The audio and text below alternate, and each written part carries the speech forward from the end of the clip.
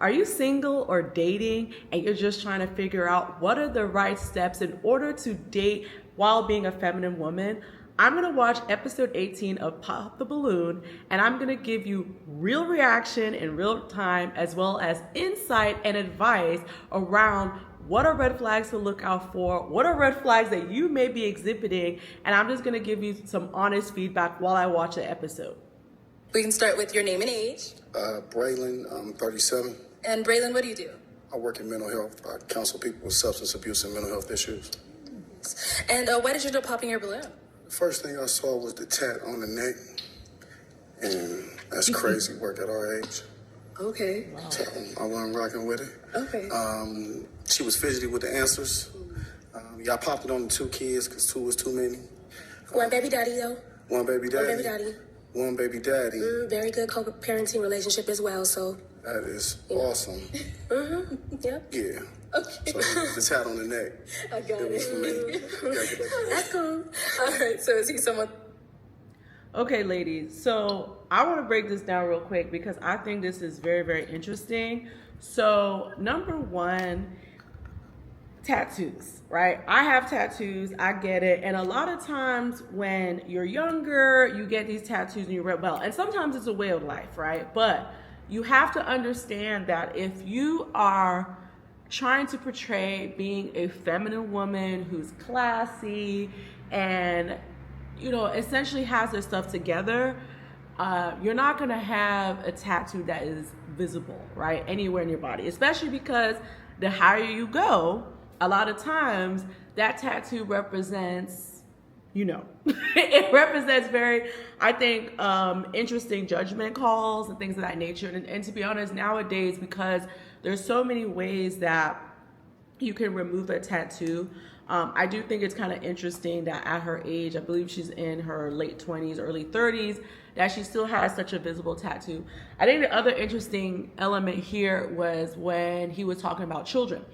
And I get this comment all the time. A lot of times women on either my TikTok or Instagram will ask directly, well, I'm a mom, I'm a single mom, like, can I date? And I always tell women that I see single mothers all the time get married, you know, and find a man that's gonna take care of them. Personally, that happened to my mom. She got remarried, you know, after having 3 kids. So it's very, very possible. But I think the interesting thing about this is that a lot of men do not want to be with a woman who has kids. And especially in the Black community, a lot of times what it represents is, as you heard him, baby daddies. A lot of times these women have multiple baby daddies. And a lot of men are like, I don't want to be in entanglement with anyone. So I completely get his answers, and I would understand why he would be hesitant to be with a woman that has 2 kids. I would be curious the ages, because that also, I think, plays a role in a man's decision. I think it's important that you see this in real time, like how men react to these things, because I think what's more interesting is that when you continue watching this episode, there are some women that have a kid or 2 kids and it didn't matter. So I also think it's about positioning. And I think between her having the tat on her neck, very visible, her having 2 kids, and then both of the men in the previous clip were basically saying that, like, you seem to not be clear on your answers. And again, ladies, like, the reason why I teach femininity is it's all about being confident. It's about being clear. It's about being aware of yourself. And even though she may be nervous, at the same time, the men did not feel like, okay, you're not confident in who you are. You're not self-aware. And men pick up on these things. So I think these are very interesting points to quickly point out in this clip. Okay, so has to have a relationship with Jesus, first and foremost. This is a very important point that we're going to get to later. Okay, he has to be, has a vision for his life, like business or something along the sorts of, like, you know, career figured out. Yeah. Family oriented. I really look for character, so like you're kind, you're patient, you're loving, those types of things. Yeah. Okay. Now, what are some deal breakers? Deal breakers. No relationship with Jesus, first and foremost. Smoking. I don't do smoking. Braylon, I'm 37. Okay. And Braylon, why did you pop your balloon? Initially I thought that she was beautiful, but it's too much weave. The toes hanging off the shoes for me. Okay. So yeah, kind of the toes, like she gripping the side of the shoe. Wow. So it's not even trying to be funny. It's just that's just what I saw. My toes. Wow, work. Yeah. And then I smoke. I blow little trees and everything like that every now and then, so I don't need her judging me. And then she talking about like Jesus thing, like is you bad because you're not a Christian, or it's too much stress, man. Wow. You know what I mean? Okay. Wow. But I'm sure you're a wonderful woman. Check it out. You're gonna top it off with that. That's Jesus. No, is he someone that's your type? I think you're attractive. I like your outfit. I like things being put together. I think you're attractive. I don't judge people who smoke, by the way. And you're not just, if you don't have a relationship with God, that doesn't mean that you're a bad person. That's just what I look for. It wouldn't work out because he's like, I take it very seriously in my life. And so if that's not something that you do, it wouldn't, we couldn't do things in harmony. But Very understandable. Appreciate it. yeah, but you really came for my toes though. Yeah. It's okay though. It's all love. It's all love. It's all love. All right, thank you. Let's go to... So, ladies, I feel like this is very interesting, this clip, for a couple of reasons. So, number one, this man, throughout this show, you're going to see him consistently making these type of degrading comments. And I'm going to be honest, he appears like he is a narcissist and thinks he's above board. And it didn't really make any sense because later on in the show, he talks about how he has a kid. So I thought that was very interesting that he was very quick to judge other women and quick to judge women that had kids, but then you have a kid yourself. So that's one thing that didn't make sense to me. But I think another thing that was very interesting with this guy was when he was talking about how she has a religious preference, and he was like, I don't want all that pressure. And ladies, when you are dealing with a man, you want to deal with a man who's ready to go to hoops with you. You don't want to deal with the dude who is telling you like, oh, that's too much pressure, or you're asking for too much, because the truth is the right man for you is never going to tell you that you are too much or your requirements or standards are way too much. I know for my husband, he always actually says, in fact, that the reason why he decided to be with me and to marry me was because I had high standards. And he essentially said to me, you raised the bar, and I know you're not going to let me get away with anything. You're going to hold me accountable. You're going to make sure I follow through with certain things, right? And so this is the type of man that is a huge red flag to me when you say anything around pressure, because this is her preference. This is what she wants. This is the type of relationship she is looking for and values. And so if that is it, then you could simply say, hey, we're not aligned here. I'm more spiritual, or I don't, I'm not someone who goes to church regularly. I think you're beautiful, and leave it at that. But I thought it was very interesting that he wanted to add the points around that it would be too much pressure. He doesn't want anyone judging him, etc. And this also tells me he has some inner work that he needs to do. And personally, I wouldn't feel comfortable dating a man like this until he goes to therapy. Name and age? My name is Kashim. I'm 38 years old. And Kashim, why did you end up popping your balloon? The Jesus thing. That's all it was. Okay. I believe in God. I have a relationship with God, but I'm not there yet with Jesus. Like, I'm still trying to figure that out. That's okay. So, in my experience, when I've talked to women that were very heavy into their religion, that was always a point of friction. And not even to a level where they were willing to meet me halfway and actually teach me something. It was just like, oh, you don't believe in Jesus? I'm like, all right, then. So that was that. So, yeah, that's my answer. Okay. Yeah. I understand. Okay, so in this clip, essentially this man is talking about that religion, while he is religious, he may not have as strong relationship to God as she does, and it's been a bone of contention in his past relationships. And I wanted to bring up this clip here, ladies, because I run a dating club, and I have personally noticed, as well as also someone who is a feminine energy expert, and I talk to women all the time, we're always having these conversations, there seems to be a huge disconnect with Black women and their religious beliefs and how they really want a man of God, and the Black men and the lack of that type of relationship. And honestly, I don't know what happened.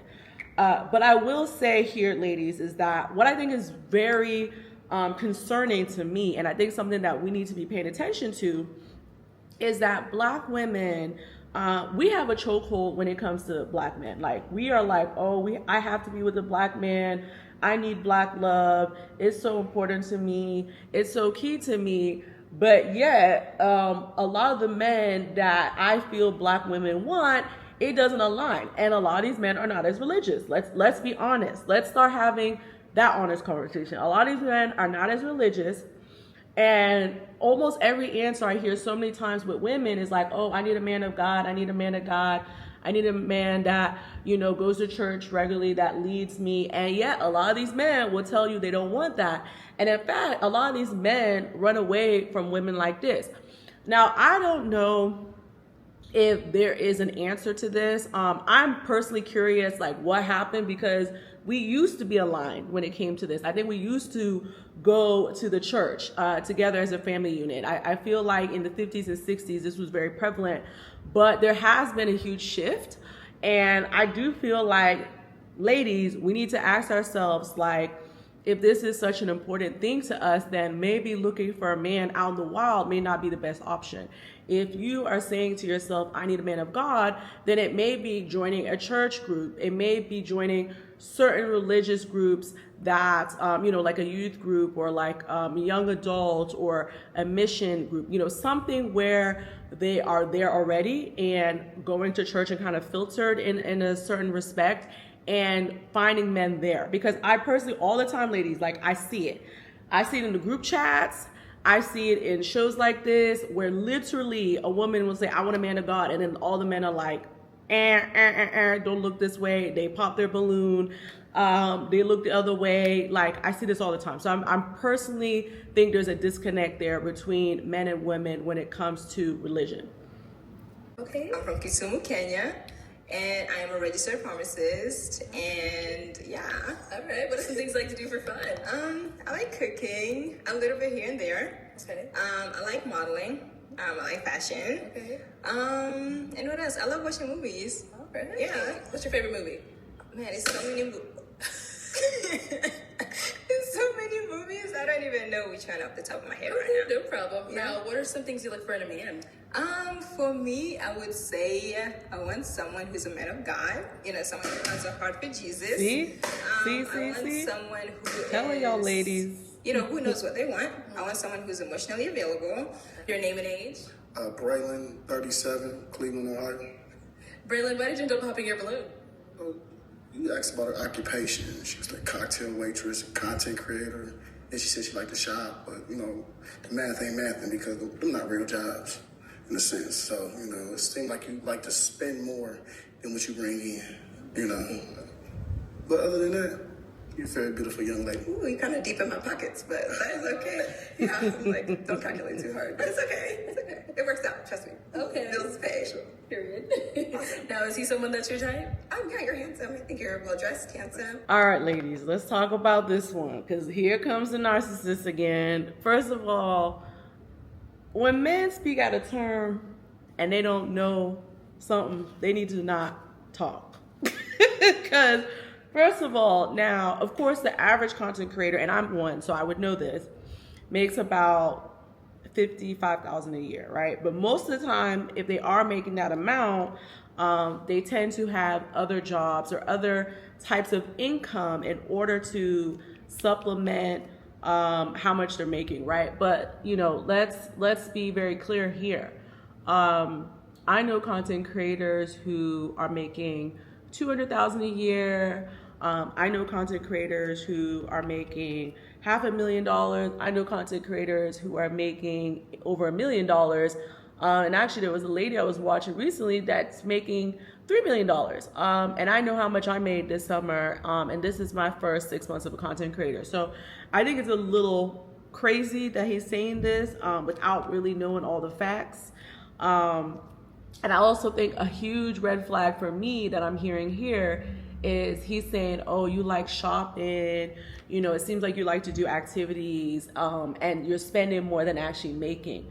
That's a huge red flag to me, because essentially what he's telling me is, you cannot afford my lifestyle. That's what you're essentially saying without really bringing it back to you. And you're also essentially saying that you do 50-50. And, you know, if you know me and you've been watching my content for a while, I don't believe in 50-50, simply because as a woman, if you make a decision to have a child or children, that is a huge burden, you know, physically through your body, the first year, because the baby has to attach to you.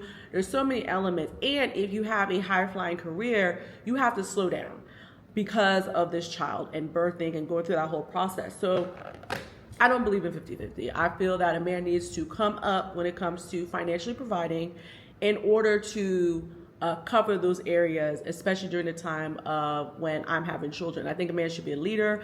I think he should be very clear. He should have a provider mindset. So to me, this man over here talking about you're spending more than you're making, that means you're in my pockets. And you're not worried about your own pockets. So this is a red flag. And ladies, the reason why I'm pointing out these things is because a lot of times women are having conversations with men and they don't notice these nuances. They don't understand these little things that someone is saying that may be subtle, and you don't realize what it means down term. So please, ladies, always pay attention to these things and reflect and check your gut whether or not it makes sense. There's nothing wrong with you. It's something wrong with me. I like to argue, so. I mean, I think that's a problem. Somebody might like that. Yeah, you know, so somebody might like it. I need a little fight back. You know what I mean? Like, I don't want you to just be. Okay. Because I will take over. Like, but I need a little kickback. You know what I mean? Like, I definitely do give kickback, but that's not what I prefer. I hear you. That's just I'm very what I'm outspoken. saying. Like, I'm used to. But I'm used to what I'm really used like to sit in my femininity. Okay, I just really like to be a woman and a girl, and I don't want to have to like be that. Yeah, Yeah, I hear you. That's not for me. But I can do just it. used to what I'm used to, so maybe that's my problem. I respect it. Okay, ladies, there's a lot to unpack here. There's a lot to unpack here. So the first thing that needs to be unpacked is that I actually really like that this woman made it very clear she likes to be in her feminine, she likes to be a woman, she likes to be a girl.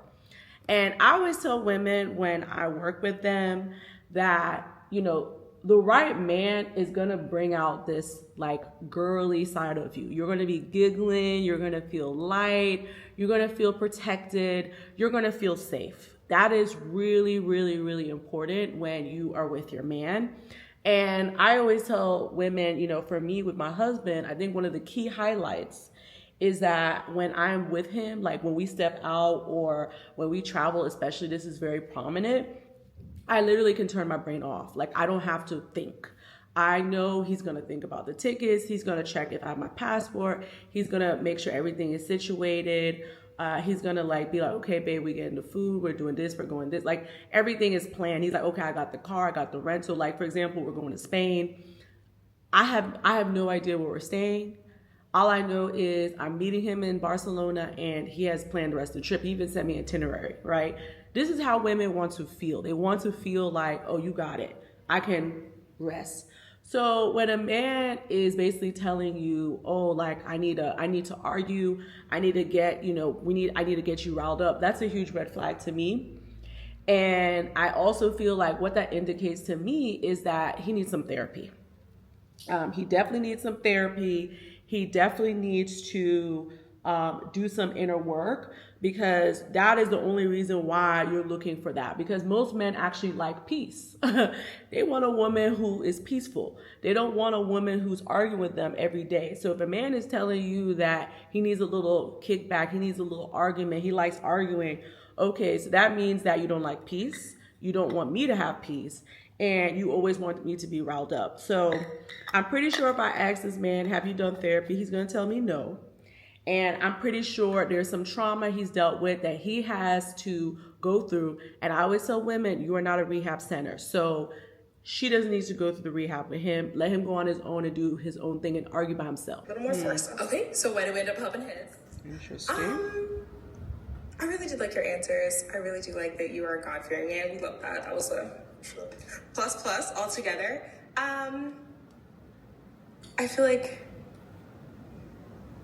I don't know. It's really just, you're just like not my type. I got you. What's your type? Probably a little taller. Just a tad bit taller. Gotcha. Definitely the outfit gives me like older man. 30, okay. 37? 37? Right. Get Which the shoes. is a little much. Just a Okay, little much. 37. Okay, okay, but I got you. Which is okay, but literally your answers were so great. If you were just like, A little younger, more tall. not even a little younger, if you just like, you know, some people are older, but they could act younger, not act younger, but like they present a little bit like more playful. Like there's some men that are like grown men. There's other men that like have like there's like two sides to it. Yeah, I feel like I'm already 28, and then you're 37, plus you're on that older 37, and not For sure. yeah. For sure. Thank you. Okay, ladies, I'm gonna be very honest. This did not make sense to me. This didn't jive to me. And I can understand a man just not being your type. A lot of women do the typecasting around height. And I always tell women, as you get older, the height thing's gonna matter less and less and less. But we're not gonna go into all that conversation.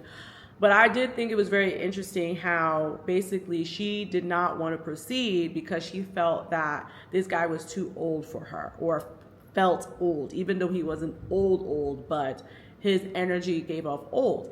And, you know, ladies, I want to ask you something. Do you want an immature man? Is that what you're saying? Like, I want a man, like, of course you want a man that you can laugh with and you can have fun with. And based off his answers, I didn't get the vibe that he was stiff. I actually thought he was very open, and I felt kind of bad for this guy because I actually think this is the type of guy that women should want. He's a round-the-way type of dude. You know, he looks like he's responsible, goes to church. Every woman in this Pop the Balloon episode was essentially emphasizing the need for a man that goes to church. And then you finally get a guy that is consistent about it, and everyone pops his balloon. Now, again, it's kind of hard to tell from here his height, but a lot of people talked about that. I do think he can probably dress better, but to be honest, I think that's something that any woman could, as you're dating a man, you can, you know, start to influence his style. I know I influenced my husband's style. You know, he definitely upgraded being with me. But I just thought it was very interesting that she kept talking about him being a little too mature, too old. Ladies, this is the type of man you want. You know, when it comes to marriage, you want stability. You want someone who is going to make you feel content. It's not always about the butterflies, ladies. I'm going to tell you, sometimes we go for the butterflies and all the butterflies do is bring us heartache. It doesn't bang the way you think it's going to bang.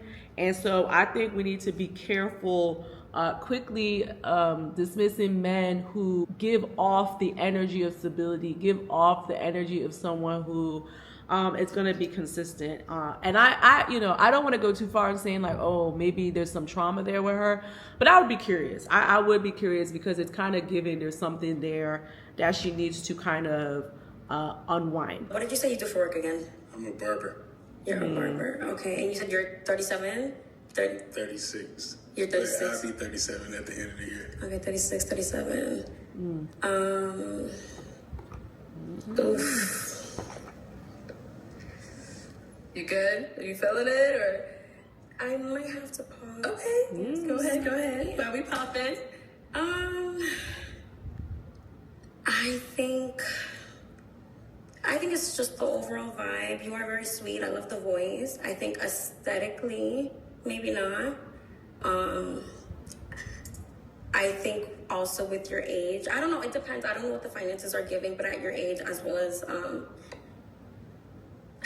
I don't want to get canceled, Lord have mercy. You're mine, girl. I think I might be just looking for a little bit more, just a little bit.